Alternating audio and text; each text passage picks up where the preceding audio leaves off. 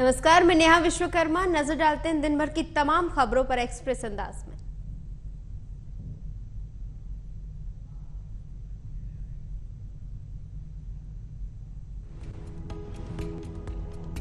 प्रधानमंत्री मोदी की अध्यक्षता में आज कैबिनेट की मीटिंग। बैठक में कई अहम मुद्दों पर चर्चा संभव।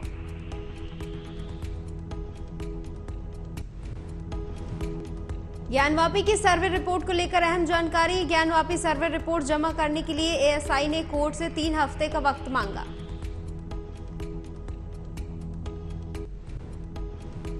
तेलंगाना विधानसभा चुनाव के लिए आज शाम 6 बजे थम जाएगा चुनाव प्रचार। 30 को 119 सीटों पर वोटिंग।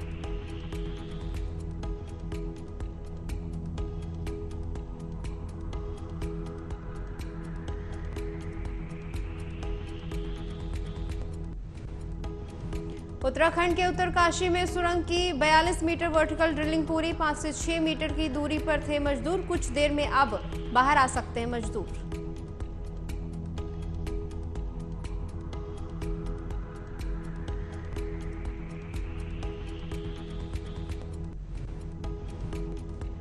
उत्तर प्रदेश विधानमंडल का 4 दिवसीय सत्र आज से शुरू। सत्र से पहले कल हुई थी बैठक।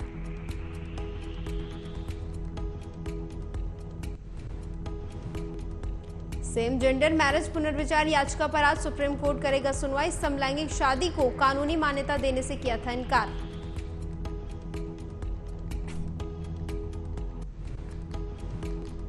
पाकिस्तान में भूकंप के झटके रिक्टर पैमाने पर 4.2 रही तीव्रता। लोग घरों से बाहर निकले।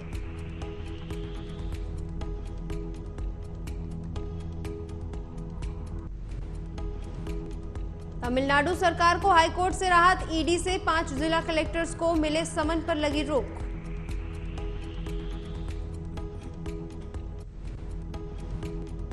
महाराष्ट्र सरकार को सुप्रीम कोर्ट से राहत। 12,000 करोड़ जुर्माने वाले एनजीटी के आदेश पर लगी रोक।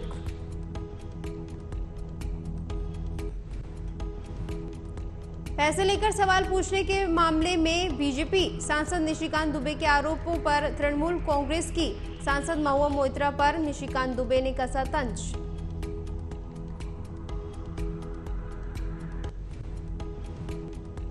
निशिकांत दुबे ने बिना नाम लिए कहा, सवाल दुबई में स्थित होटल में ठहरने का पैसा कहां से आया? $5,500 किसने जमा किए?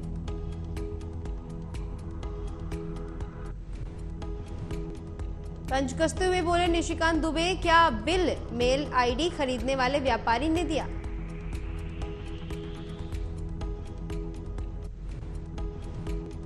बीते दिनों मोइत्रा ने कारोबारी दर्शन हिरानंदानी से पैसे लेकर संसद में अडानी ग्रुप से जुड़े हुए किए थे सवाल। मोइत्रा का संसदीय अकाउंट भी दुबई से किया गया था एक्सेस।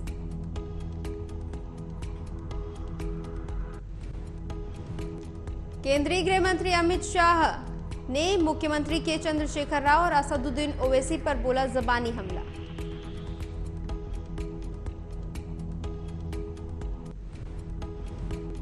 गृहमंत्री बोले केसीआर और ओवैसी ने अन्य पिछड़ा वर्ग, अनुसूचित जाति और जनजाति के लिए कोई काम नहीं किया।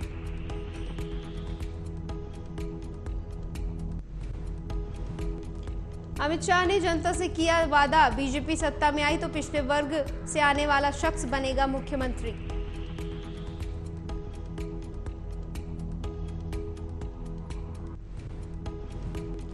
और महाराष्ट्र सरकार के मंत्री छगन भुजबल को मिली धमकी। भुजबल ने कहा, आरक्षण देने के लिए गठित की गई समिति को लेकर रद्द कर देना चाहिए।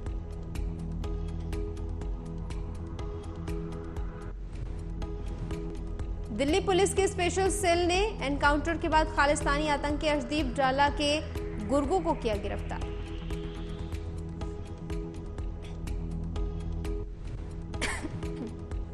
गिरफ्तार किए गए शार्प शूटर्स का नाम जसप्रीत सिंह, वीरेंद्र सिंह, दोनों को दिल्ली के मयूर विहार समाचार अपार्टमेंट के पास से किया गया गिरफ्तार।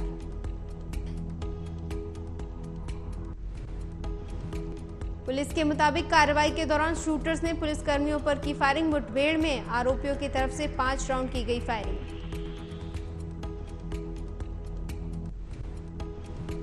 आरोपियों के कब्जे से एक रिवॉल्वर, 6 जिंदा कारतूस, एक अन्य पिस्तौल और हैंड ग्रेनेड बरामद। चोरी की बाइक भी बरामद।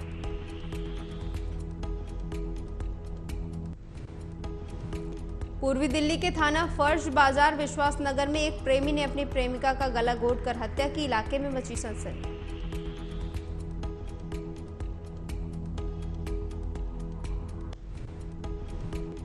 न्यू संजय अमर कॉलोनी निवासी मृतक लड़की, पुलिस मौके पर पहुंची, मामले की जांच में जुटी।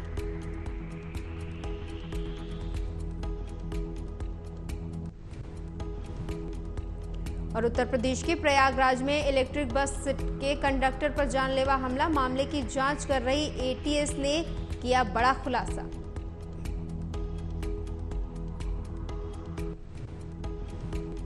एटीएस के मुताबिक आरोपी लारेब हाशमी ने बस कंडक्टर पर किया लोन वुल्फ अटैक। मामले की जानकारी के बाद मचा हड़कंप।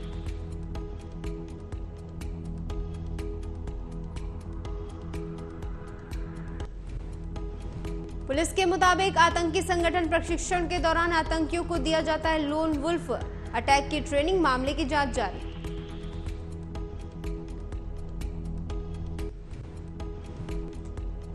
लगातार स्कूलों में छुट्टियों को लेकर सुर्खियों में बिहार शिक्षा विभाग 2024 के लिए जारी छुट्टियों को लेकर कैलेंडर को लेकर मचा विभाग में हड़कंप।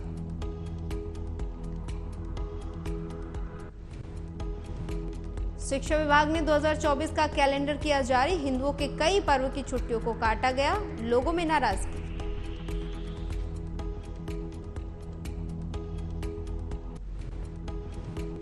कैलेंडर के मुताबिक मुस्लिम पर्व ईद में 3 दिनों की छुट्टी। शिक्षा विभाग के अपर सचिव के पाठक ने जारी किया आदेश।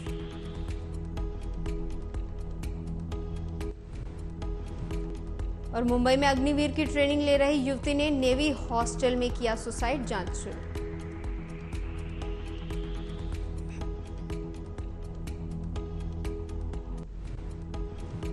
तेलंगाना में चुनाव प्रचार के दौरान पीएम मोदी ने कांग्रेस और बीआरएस पर किया हमला। कहा, कांग्रेस ने देश में सुल्तानशाही को बढ़ावा दिया, केसीआर ने निजामशाही को।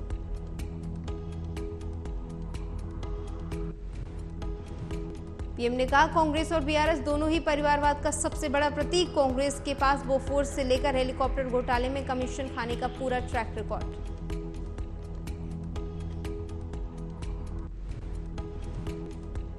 पीएम मोदी ने कहा, सीएम केसीआर भी स्वीकारते हैं, उनके विधायक 30% कमीशन लेकर करते हैं काम। भ्रष्टाचार के मामलों में जमानत पर घूम रहे कांग्रेसी।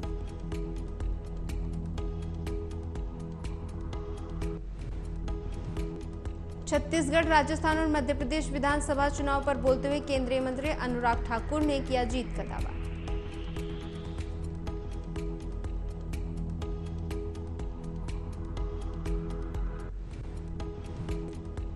अनुराग ठाकुर ने कहा, तीनों राज्यों में भाजपा के पक्ष में शानदार वातावरण। तेलंगाना में भी विकल्प ढूंढ रहे लोग।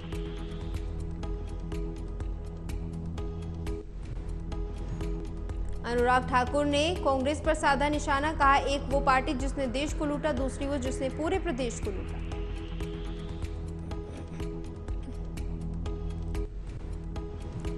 और केंद्रीय मंत्री नित्यानंद राय से मुलाकात पर राष्ट्रीय लोक जनता दल के अध्यक्ष उपेंद्र कुशवाहा ने कहा, एनडीए को कैसे मजबूत किया जाए, इस पर चर्चा हुई।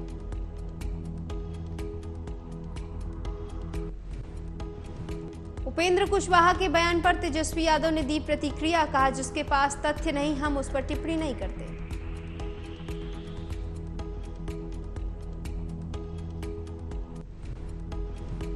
उत्तर प्रदेश कांग्रेस ने नई कार्यकारिणी का किया ऐलान। अजय राय के प्रदेश अध्यक्ष बनने के बाद कार्यकारिणी का हो रहा था इंतजार।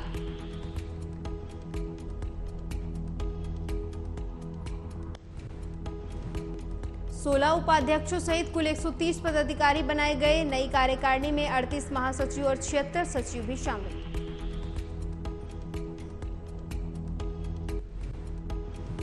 यूपी कांग्रेस की इस नई टीम को लेकर उठने लगे सवाल। नई कार्यकारिणी में दलित, मुस्लिम और ओबीसी सदस्यों की संख्या 88 है, महिलाओं की सिर्फ 3।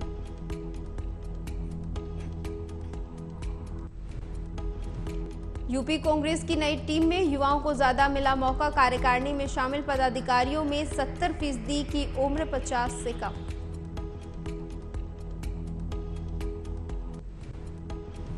कांग्रेस की नई कार्यकारिणी में राहुल गांधी के कैंपेन का दिख रहा असर। ओबीसी पदाधिकारियों की संख्या सबसे ज्यादा।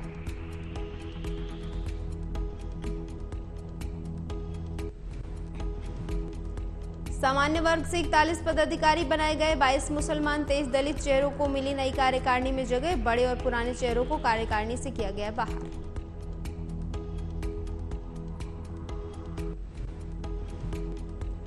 और आपके स्थापना दिवस पर अरविंद केजरीवाल ने निकाली भड़ास, बीजेपी पर हमला बोलते हुए कहा 11 वर्षों में आम आदमी पार्टी को निशाना बनाया गया।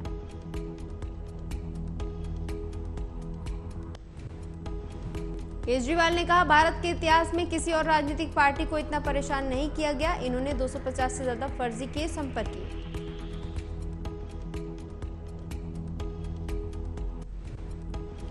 और मध्य प्रदेश के शहडोल जिले में रेत का अवैध खनन रोकने पर पटवारी की ट्रैक्टर चढ़ाकर की गई हत्या, इलाके में मचा हड़कंप।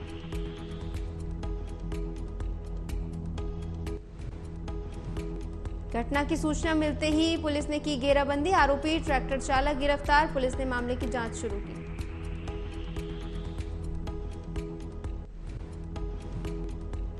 केंद्रीय गृह मंत्री अमित शाह के खिलाफ आपत्तिजनक टिप्पणी करने के मामले में राहुल गांधी के खिलाफ मानहानि का केस।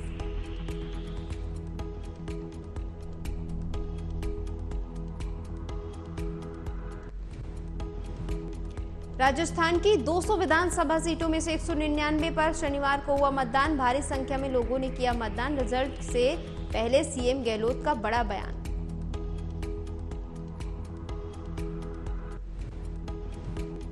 मुख्यमंत्री अशोक गहलोत ने किया बड़ा दावा, कहा एक बार फिर से राज्य में बनेगी कांग्रेस की बहुमत से सरकार।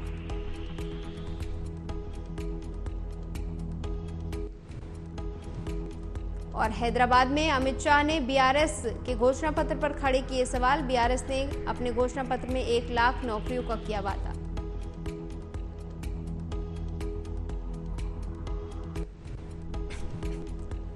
शाह बोले 8 से ज्यादा पेपर लीक हुए, 40 लाख बच्चों को मुफ्त शिक्षा देने का वादा नहीं निभाया, बीजेपी ने अपने सभी मुख्य वादों को पूरा किया।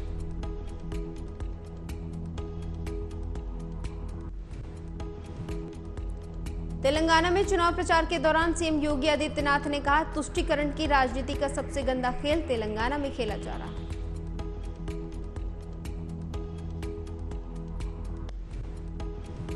सीएम योगी ने कहा सरकार सभी को जाति से वंचित करना चाहती है, मुस्लिम आरक्षण संविधान विरोधी।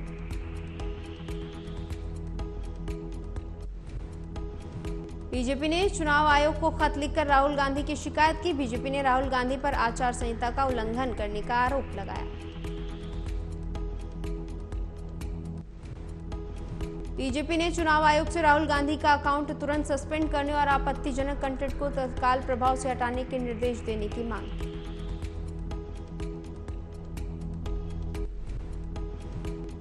बीजेपी का आरोप, राहुल गांधी ने ट्वीट करते हुए पीपल्स एक्ट 1951 की धारा 126 का किया उल्लंघन।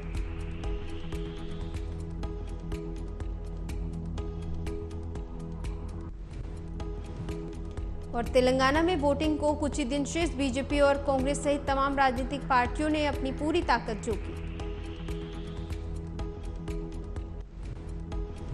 सभी दलों के दिग्गज तेलंगाना में चुनाव प्रचार में जुटे, राज्य की 119 सीटों पर 30 नवंबर को होगा मतदान।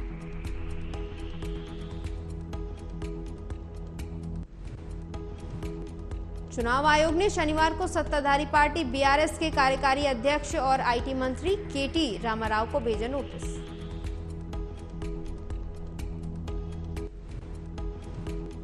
तेलंगाना में 30 नवंबर को विधानसभा चुनाव, कांग्रेस, बीआरएस और बीजेपी के बीच त्रिकोणीय मुकाबला। विधानसभा चुनाव का रिजल्ट 3 दिसंबर को आएगा।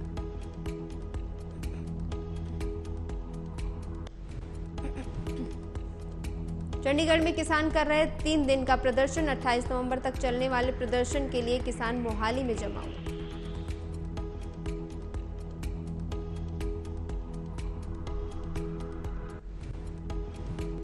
विधानसभा चुनाव को देखते हुए तेलंगाना में प्रचार शुरू, गृह मंत्री अमित शाह ने तेलंगाना की जनता को किया संबोधित।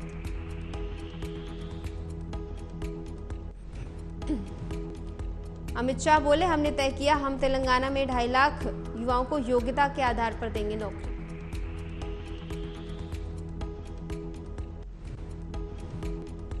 और 2 दिन से भी ज्यादा बढ़ सकता है गाजा में युद्ध विराम, अमेरिकी विदेश मंत्री इजरायल के दौरे पर आएंगे एंटनी ब्लिंकन।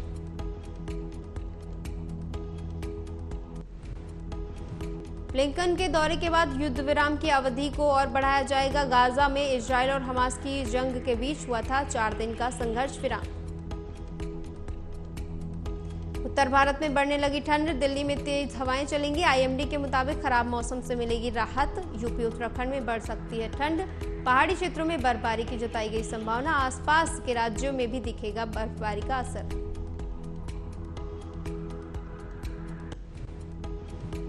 उत्तर भारत के राज्यों में बड़ी ठंड, यूपी में भी जल्द गिरेगा पारा। कई शहरों में हल्की हल्की बारिश।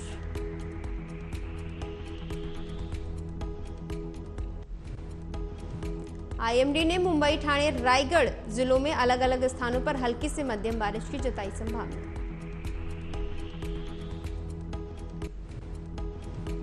गुजरात समेत कई राज्यों में बारिश की संभावना। बेमौसम बारिश के चलते फसल को नुकसान का अनुमान।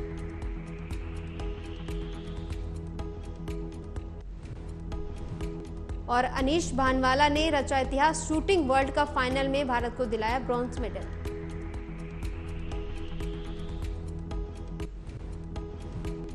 इक्कीस साल के भारतीय निशानेबाज ने जीता ब्रॉन्ज मेडल, शुभकामनाओं का दौर जारी।